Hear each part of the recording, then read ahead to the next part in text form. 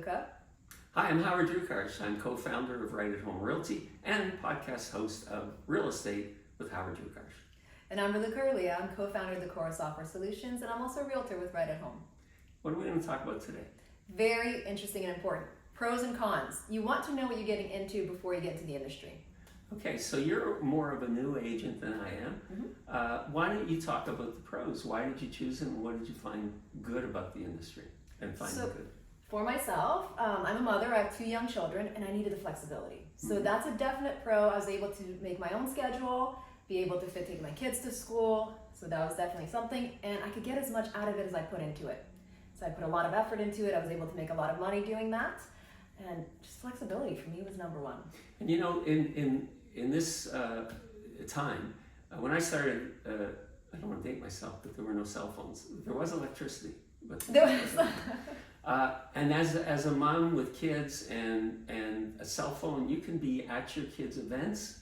You can have a phone. You can do, and this is what a lot of people don't like, the 9 to 5, and they miss things, or 9 to 9, depending on what kind of work they're in. But as a person in real estate, that phone, that mobile phone can make you, I mean, you can be away and do deals, right? Which is a pro, and it can be a con at the same time. That's true, it could be a pro. Right? So, okay, so let me talk about the cons. Number one con is there's no income. You build your business and you earn whatever you get out of building your business. And the good side, which Raluca talked about, is your phone and you can do things. The bad side is it's 24/7.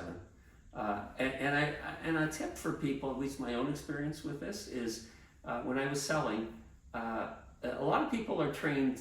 You don't have to like the client, just to be a good agent. I couldn't do that. So I looked at clients this way. If it bothered me, if they called me at 8 in the morning or 11 at night, if I heard from them, I don't want them as a client.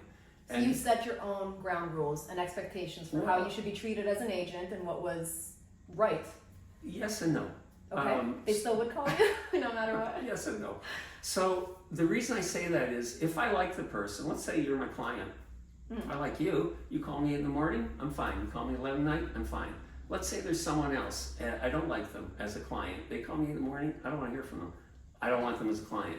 And the other thing about being in the business, you can be drained by a bad client to where it really messes you up and you get off track. So you've got to get rid of clients you don't like, my opinion.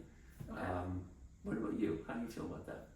Well, when you're starting off in the beginning, I think you take everybody. Good and point. You're right, you actually do get burnt out because you are dealing with clients all the time that don't understand what's happening. They're demanding a lot of your time even though they either don't deserve it or need it. And it can be a little bit draining. So you have to be very careful and walk that fine line between how much business you want to get and being successful and the balance in your life. Yeah, the other thing I'll point out, I always tell, again, this goes back to when I was dealing with people joining, you have to deal with qualified people. Qualified is, there's 2 parts to qualified in my opinion. Number one, financially qualified, and you can talk about how you would do that. How would you do that with a new person? I would make sure they have a pre-approval from the bank and that they send it to me so I can actually see it. I want to make sure we are looking within the price range that they can afford so they don't waste their time and I don't waste my time either. Okay. You don't want to take them to see a house that they can't afford. What's the point of that? Right, exactly. And it wasted your time. This is it. And I became an agent mostly during COVID. And everybody knows houses are flying off the shelves. And you have to be pre-qualified. Some people didn't even let you come see the house at that time. Right. Okay. So the other part of this of qualified is motivation. Qualified in terms, do they need to sell? Do they need to buy? What does that mean? Well, do they need to buy? They've moved to the city. They need to find a place to live or rent. They're getting married. They want to find a place to live together.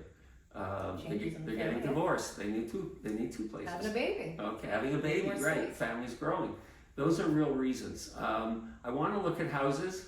That's not a real reason. No, and that actually happens. You hear some really bad horror stories. You drive around for 6 months with somebody and they just want to see houses. Right, and so qualifying, that's what burns people out. And I was kind of brutal about it for me. I really don't want to waste time with people. And there's a line that I was telling Raluca once before about people will put their house on the market and they'll use the language, I want to test the market, right? But, I mean, you're making flyers, you're spending your time, you're doing open houses, and time is money for you because that's a resource you can't get back and you have to use towards other clients. So So you have to be very careful with that. Yeah, so if they say to you, I want to test the market, and you see there's no motivation really, a great answer to that is, what are you going to do if the market passes the test? Because what happens if there's an offer? Are you going to accept it?